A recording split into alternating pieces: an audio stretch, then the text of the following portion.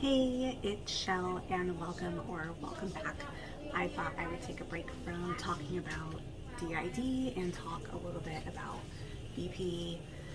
Sorry for the background noise. My son is playing a video game and I've got a thunderstorm playing on my TV to try to calm me down because I am in the midst of a BPD episode. And I know it probably doesn't look like it right now, but if you've ever been through a BPD episode, then you know it goes through waves, and right now I seem to be in one of the ebbs.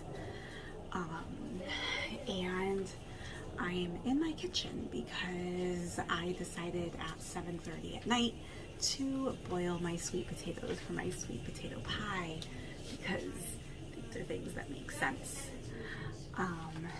I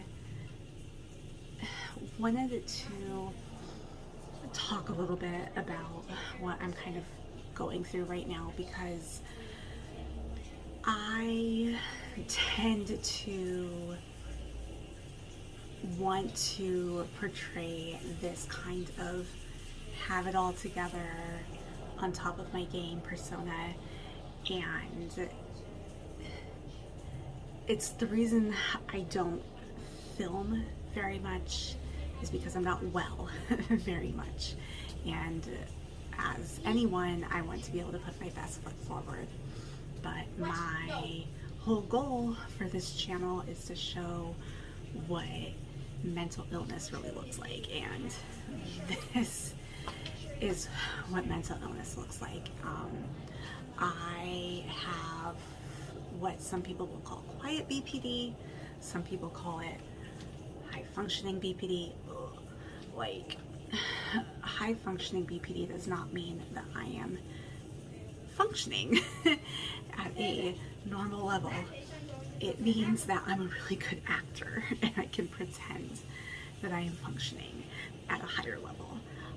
I can go to work, I can take care of my family, I can make sure that all of the basic needs in my life are met, but on the inside, I am struggling.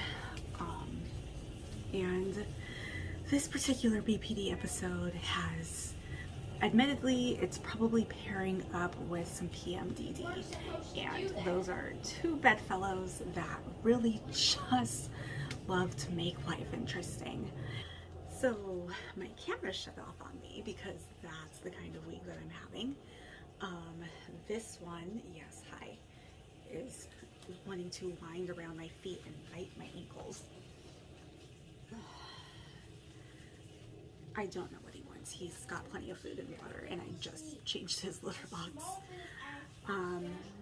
But yeah, so basically BPD pairing up with PMDD means that my emotions are kind of out of control, and I can acknowledge that. It doesn't make it better, but I can at least acknowledge that that is what is happening.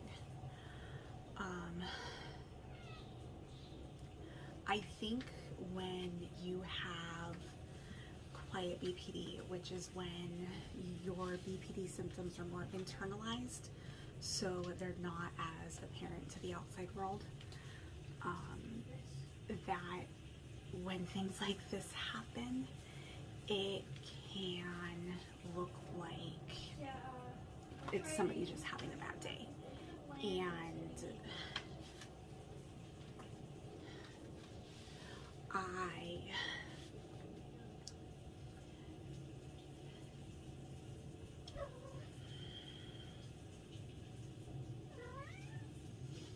it is so much more than that. Even as my logic tells me that I am probably making things out to be a bigger deal than they are because I'm PMSing, and that always makes the BPD worse. The emotions are still high, and I haven't slept well because I keep having nightmares, probably triggered by all of the things that are going on that I'm trying to deal with. And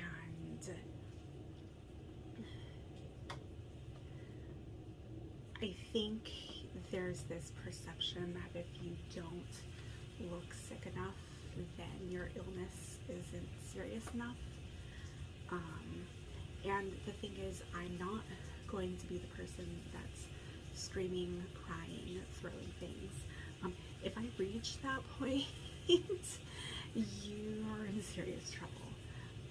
I am way more likely to just shut up, shut down, and turn inward.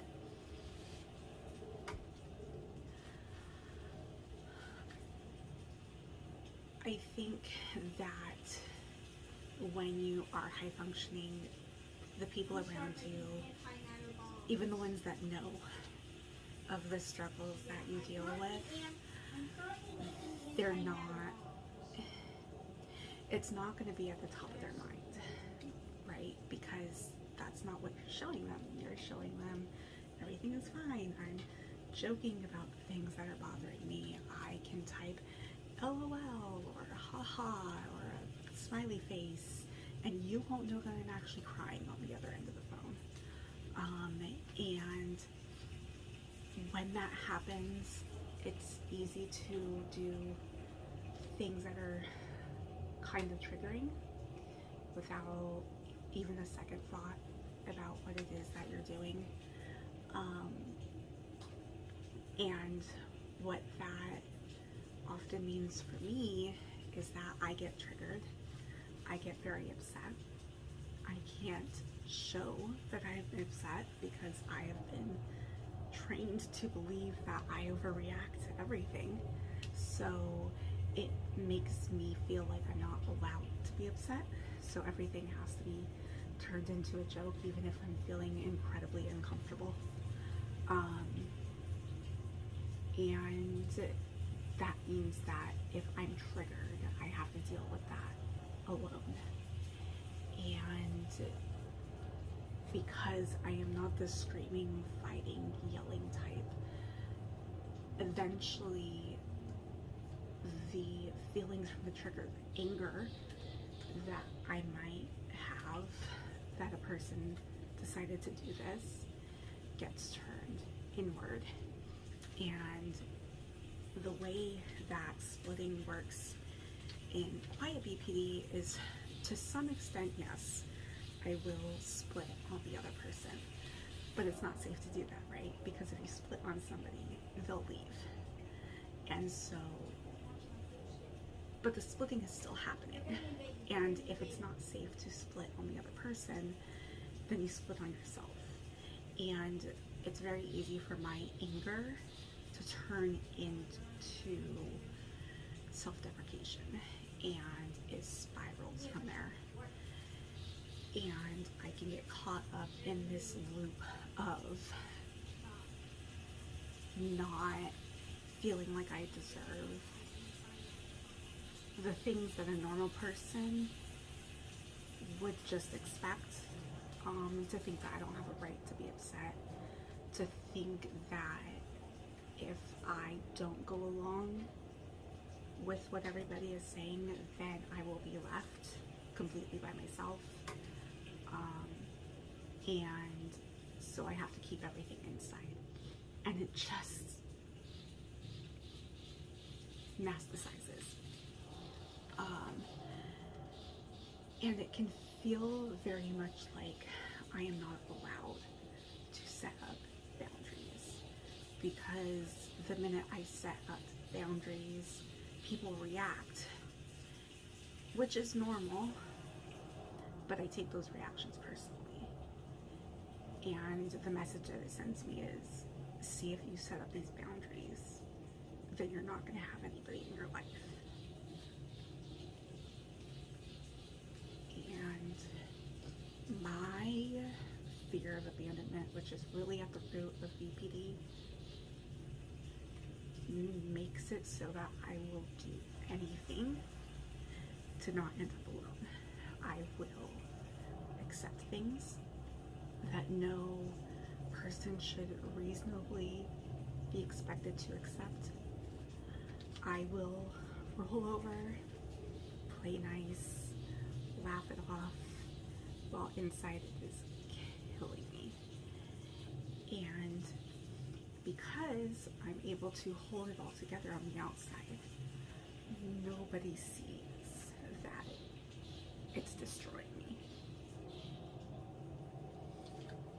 And it's exhausting.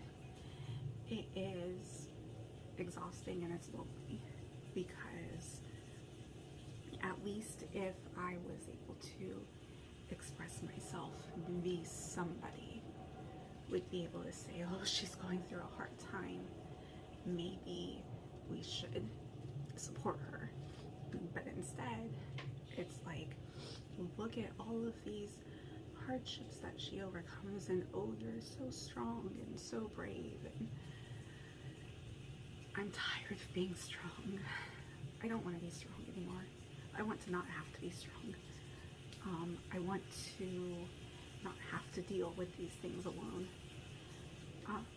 I want to not be afraid to reach out to people, for fear that when I go to reach out, there'll be nothing to grab onto.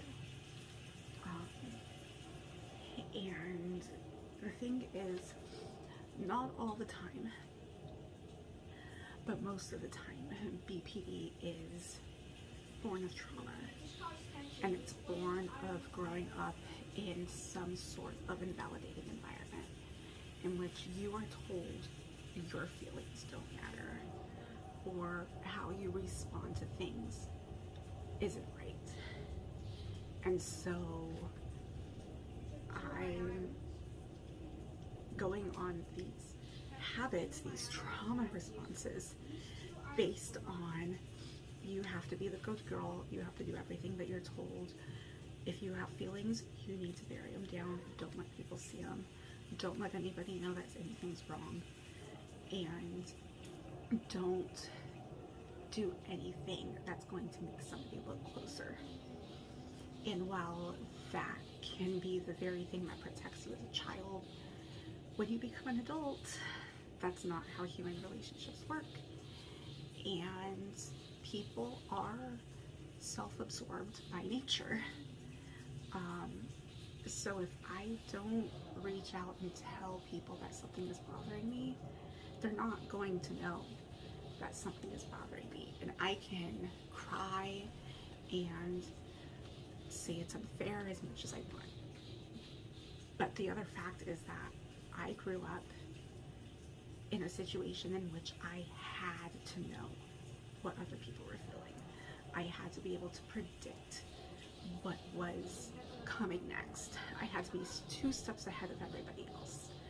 And so when you're used to doing that, and that transfers into your adult relationships, then it's just natural for you to be everything that I do. I'm second guessing. I'm stopping them, thinking, okay, if I say or do this, what is that going to look like to the other person? Is it going to make them angry? Is it going to make them upset? Is it going to make them leave? But people who grew up in validating environments don't do that. And their perspective is first and foremost going to be, am I going to be safe? You know, am I going to get what I need? Am I going to be healthy? Am I going to be happy?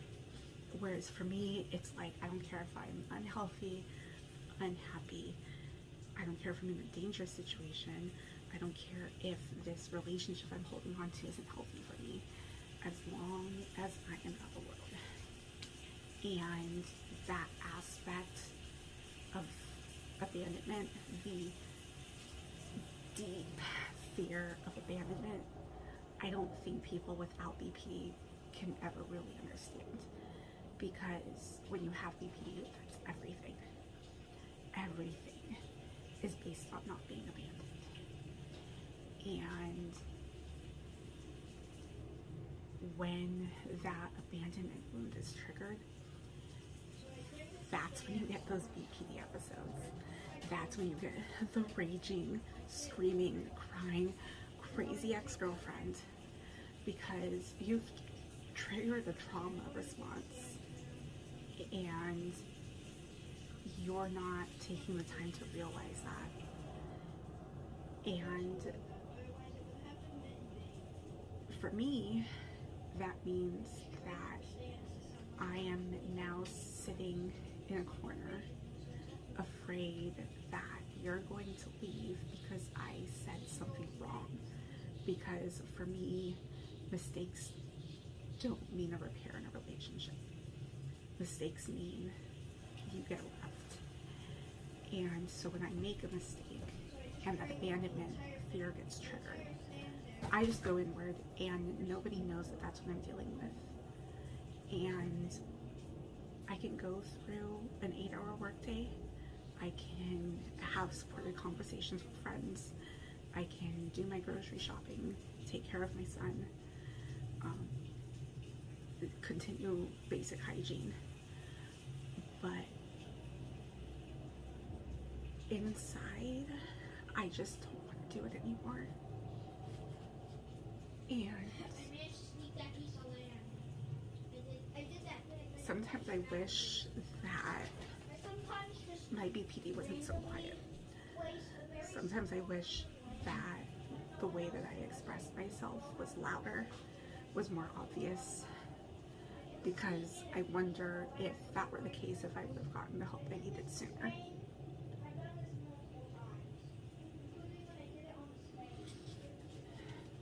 And the other thing is I have to think of how it affects my alters, right? Because when I am in the midst of a BPD episode, all communication is shut off. I have no